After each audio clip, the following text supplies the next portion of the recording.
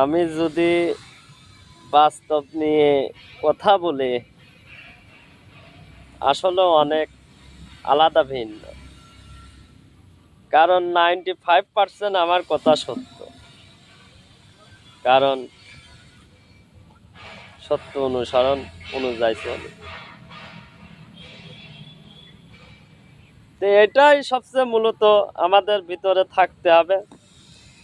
ন্যায় নীতি অনুযায়ী চলতে হবে, ন্যায় নীতি কথা বলতে হবে, ভালোবাসা দিতে হবে। এটাই স্বাধীনতা। সেটা কিন্তু আমরা পাই না, কারণ মেজারমেন্টে ভুল।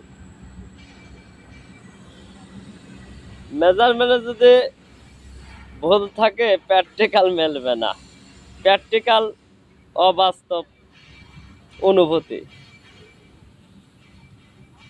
সত্য অনুসরণ।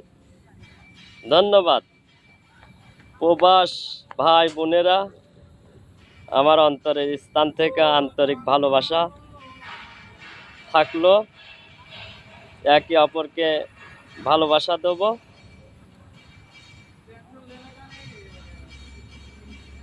ইনশাল্লাহ সফলতা অর্জন করতে পারবো সবাই একসাথে। ধন্যবাদ।